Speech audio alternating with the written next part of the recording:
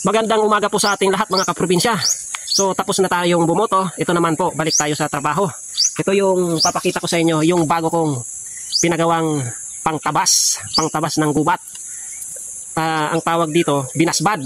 Yun ang sabi nila, binasbad ang tawag dyan. At ito yung tigpas na tawagin sa amin na magandang pangkawan. Ang tawag ito ng gubat. So dalawa yung ating bagong itak. Ngayon masusubukan na natin itong gamitin mga kaprobinsya.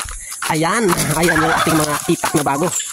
So bagong-bago pa to, fresh na fresh, hindi pa to na nagagamit natin. So hasain muna natin mga kaprobinsya. Patuloy yung ating pag-clearing dito sa ating area. So ang i-clearing ko lang naman sa ngayon, yung dati ng kinlearing natin na tumubo na naman. Saglit lang yun mga kaprobinsya, wala naman ang malalaking kahoy. Kaya madali lang yun. Yung aking kapatid na bunso, umuwi na ng Rawis kasi doon yun bumuboto. Ngayon naman, nagsaing na siya. Mayroon akong tanghalian. Kaya ang gagawin ko, maghasa tayo. Abot pa naman ang oras, maaga pa naman, 10:30, pwede pa tayong magtabas. So yung ating itik hindi pa pala napapalabas. Ayan mga kaprobinsya, palabasin na natin. So ayan mga kaprobinsya, tapos na tayong maghasa ng ating dalawang bagong itak. Ito ay binasbad at yung isa ay tigpas. Ito mga kaprobinsya, tigpas. Ayan, bagong-bagong hasa yan mga kaprobinsya. So yung ating target ngayon, yung kulungan ng kambing na ang plano natin, pabo yung ating kulungin dyan. So kailangan natin linisin yung loob at labas para hindi yung mga predators active, o dahil pag gubat yung paglalagyan ng ating mga pabo, sigurado yung mga predators na pwedeng sumakmal sa kanila tulad ng ahas, yung bayawak, sawa, yan po yung ating dapat i-prevent, no, iwasan para hindi mabawasan yung ating mga pabo mga kaprobinsya. So ito po ay bahagi ng ating mga plano na paramihin yung ating mga pabo dito sa ating area. So ayan lang naman mga kaprobinsya, naka-fully fence siya ng cyclone wire. Dahil yung purpose sana natin dyan ay pagkukulungan ng kambing. So yung kambing natin, dati marami, saglit lang po yan, maliit lang po yung ating area. Maganda sana, pwede sana yan, 30 by 30 meters yan mga kaprobinsya. Pwede sana yan kung meron tayong pangsuporta na sakati. Kaso sa pag-aalaga kasi ng kambing na pag-aralan ko nung aktual na mga kaprobinsya, hindi ganun lang. Lalo na tayo ay nagtatanim, hindi rin natin pwedeng pakawalan sila dahil ubusin yung ating mga tanim ng ating mga alagang kambing. Kapag naka-pre-range sila na tulad niyan 30 by 30 meters yan, saglit lang po yun mga kaprobinsya. Kailangan may sapat tayong pangsakati sa kanila. Pero sa ngayon, bininta ko yung mga lalaki dahil na-inbreed naman talaga. Kasi sila lang yung cycle. Sila lang. No, ma-inbreed talaga. Kaya dapat mag-upgrade tayo sana. Kaso naisip ko ngayon, yung itik naman, yung ating pinaparami. Kasi hindi lang po pagkakambing yung ating mga plano dito. Hindi lang kambing yung ating mga alaga dito. Halos kumpleto yung ating mga alaga rito. Paunti-unti mga kaprobinsya.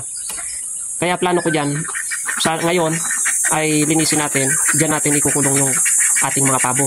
Sa ganung paraan, yung ating pabo kasi parami ng parami. Ngayon, sa ganung paraan mga kaprobinsya, yung itlog, kasi kahit saan sila nangingitlog, sa gubat, minsan hindi ko na nakikita kung yan, pwedeng kainin ng aso, pwedeng mabasa, hindi rin mapisa. At least dyan, 4 na kanto lang yan mga kaprobinsya. Madali lang pong hanapin yung itlog ng pabo. Kaya dyan ko po naisip na ikulong yung ating mga alagang pabo. At least, sa 30 by 30 meters, malawak na po yun para sa kanila. Makakapag-ikot-ikot din po sila, mga kaprobinsya. At yung ating pagkakambing, sa ngayon, konti lang naman sila. Sila po ay nakatali.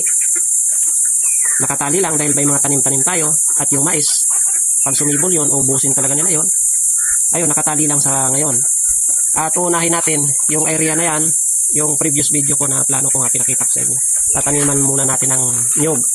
So, yung taon ay lumilipas.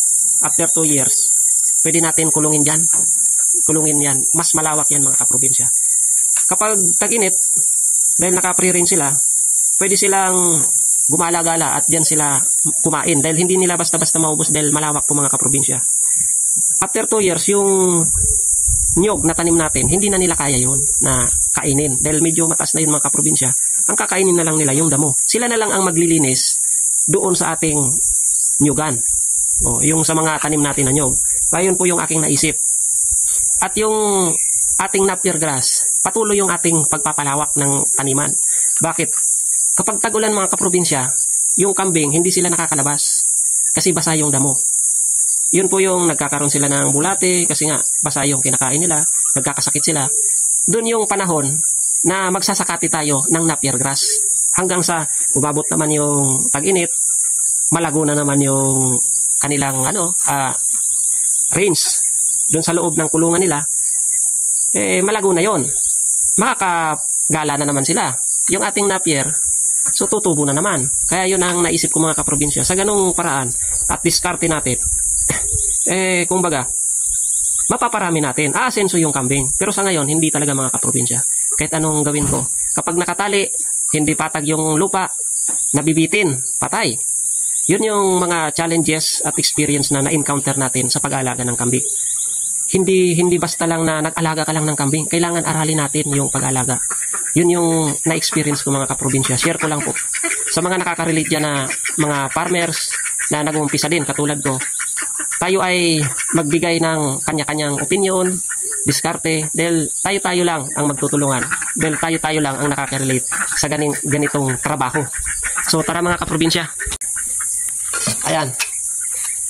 Ayan mga kaprobinsya. Dalawa yung ating itak.